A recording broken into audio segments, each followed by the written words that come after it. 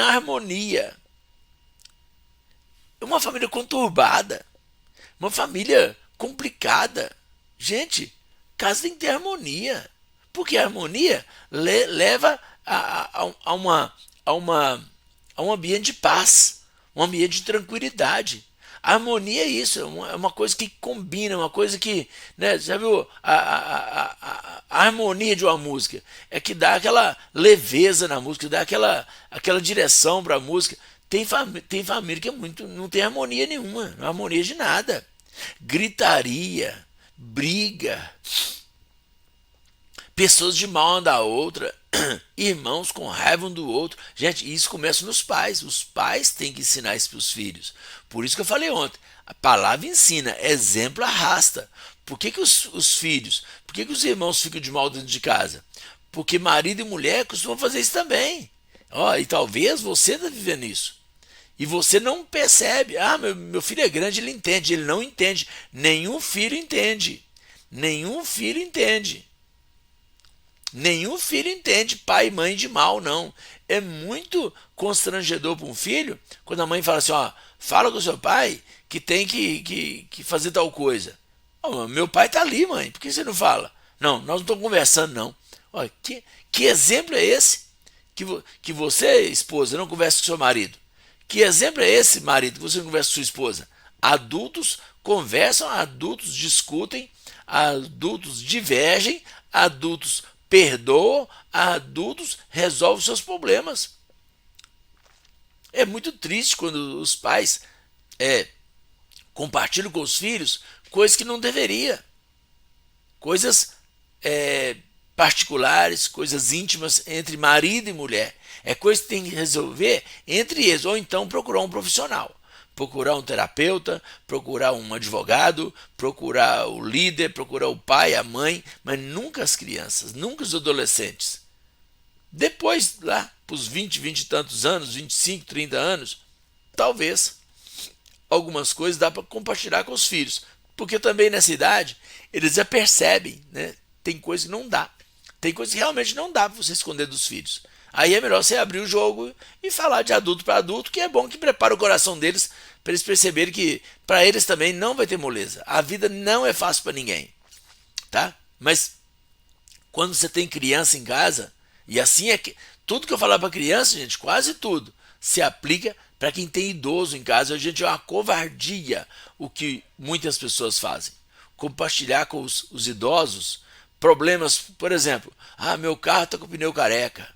É perigoso eu bater o carro. Aí o idoso fica lá o dia inteiro agora pensando, preocupado, com medo de você bater o carro e morrer porque seu pneu está careca. O que o idoso da sua família vai fazer se seu pneu está careca? Ah, pelo amor de Deus. Eu via coisas que meus irmãos compartilhavam com meu pai e com minha mãe, que aquilo me irritava num tanto. Umas coisas assim, sei lá, coisa, né, do dia a dia, que para quem está em plena atividade é coisa normal. Por exemplo, o filho brigou na escola, o menino tirou uma nota baixa, sei lá, uma conta que atrasou, aí levava pro meu pai e pra minha mãe, e eles ficavam com aquilo na cabeça, eu chegava lá e eles comentavam comigo, eu ficava, gente, pra quê, gente? Pra que contar? Eu chegava lá, e aí como é que tava? Era tudo ótimo, tudo maravilhoso. Ah, fiquei sabendo que aconteceu tal coisa na igreja. Ah, não, mas isso aí é coisa simples, a gente já resolveu tudo. Acontece mesmo. Alguém contava, porque tinha gente da família na igreja também, né? Contava. Aí eles ficavam preocupados comigo, porque eu sou o pastor da igreja. E quando alguém falava de mim na igreja, então, aí a notícia chegava para eles primeiro. Na hora que chegava, ela falava, ah, eu fiquei sabendo, fulano, que alguém falou mal do celular, falou isso e isso. Eu falei, ah, isso é normal, é um comentário à toa, o pessoal é meu amigo, o pessoal gosta de mim, eles estão tudo doido comigo. Pronto. Aí ficava tranquilo, porque eles ficavam preocupados, com medo de eu ser linchado na igreja, com medo de eu ser apedrejado na igreja, com medo de eu abandonar o ministério. Passava tanta coisa na cabeça deles, por quê? Porque é idosos, gente. Idosos em muita coisa é igual criança. Eu já falei isso aqui, ó. Quando eu era criança, quando alguém exagerava, meu pai era exagerado, eu já falei aqui, né? Ele falava assim não vamos passar fome. Eu já imaginava eu pedindo esmola. Eu já imaginava eu na rua, sem ter lugar de morar, morando debaixo da ponte. Não, pastor, você é exagerado. Eu sou, gente. E tem criança que é assim. E talvez sua criança é assim. Olha, você não pode imaginar que suas crianças são melhores do que eu era quando criança.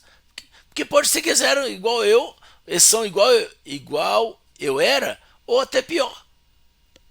Por que eles têm que ser melhor do que eu? Eles podem ser pior também, eu não sou pior dessa espécie, não. Ah, pastor, eu nunca liguei, eu era criança, eu não estava nem aí. Você não está nem aí, mas o seu irmão pode estar aí. Eu tenho irmãos que não estavam nem aí, mas eu estava. Mas eu me preocupava, gente. É isso que eu estou falando. Você não pode criar filhos igual, da mesma forma que os filhos são diferentes. Então, a harmonia em casa é você trazer paz para sua casa, trazer leveza. Sua família, quando você chega em casa, qualquer pessoa que chega em casa, espera chegar em casa e ter um ambiente agradável para você descansar. Não é descansar de deitar e dormir, não. É ter paz, ter tranquilidade. É um lugar que você tem certeza de estar no meio de pessoas que você ama. Agora, para você ter certeza disso, você tem que expressar isso. Falando, cantando, sorrindo, conversando, verbalizar. Você tem que verbalizar de alguma forma que a sua família é um lugar de paz.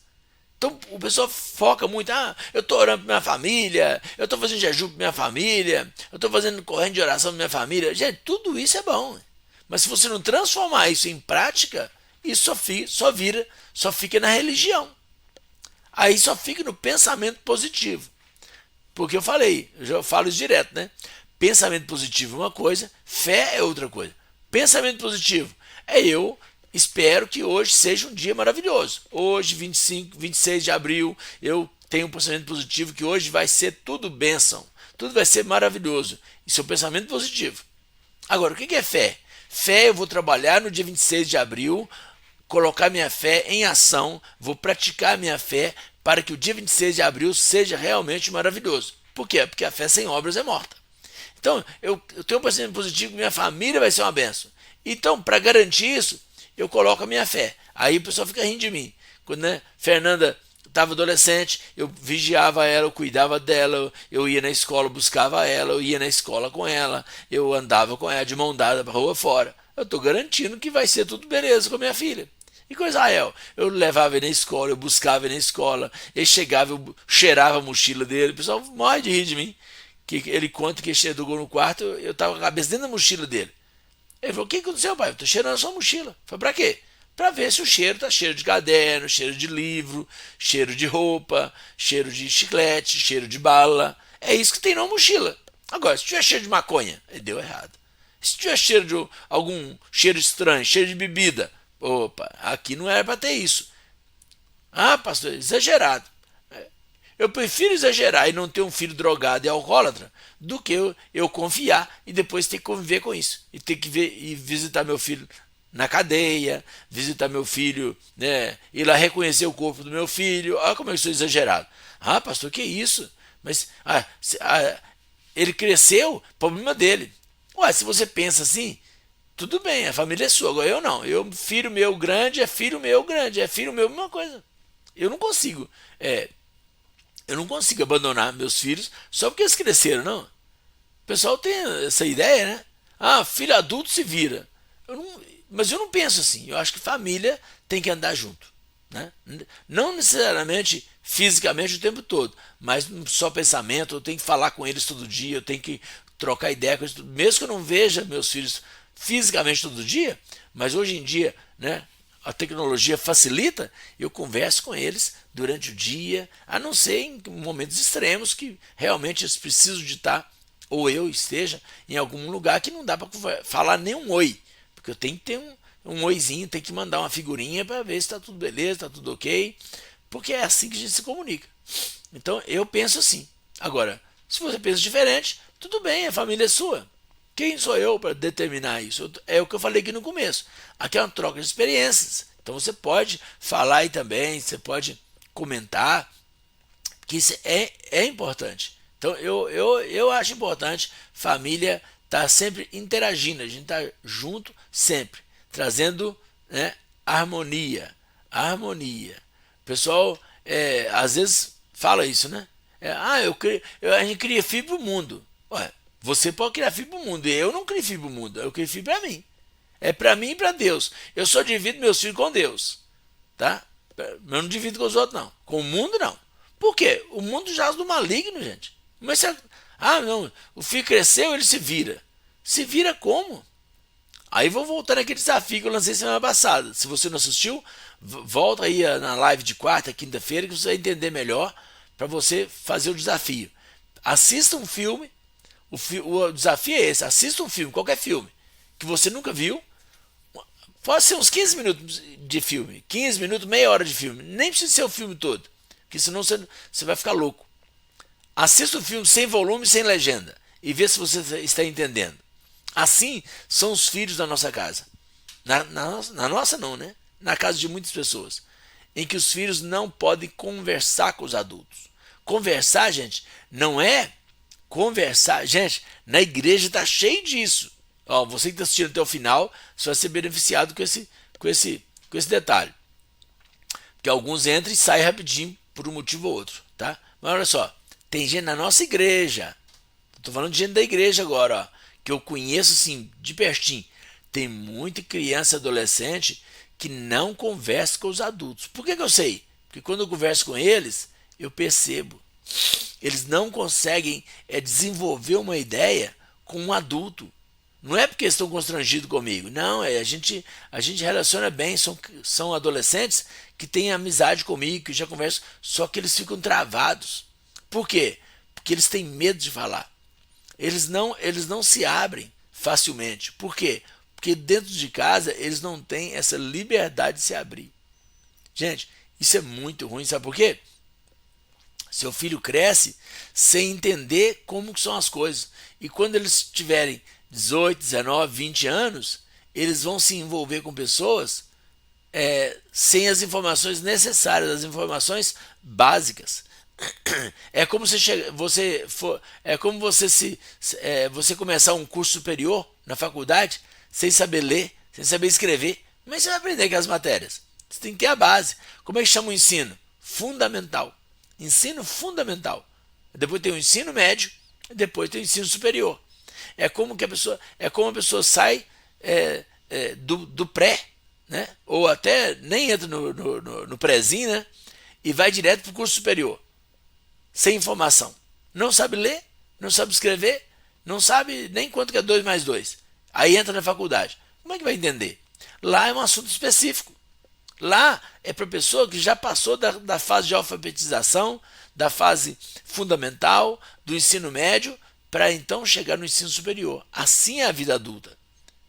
Então tem que desenvolver a criança na fase infantil, na fase de criança, na fase da adolescência, na fase jovem, para aí sim eles chegarem no curso superior, que é a fase adulta. Aí eles já tem uma base. Se seu filho não tiver essa base, olha, só esse assunto aqui no finalzinho já vale o tempo todo que você ficou esperando. Pense nisso, reflita nisso, deixe seu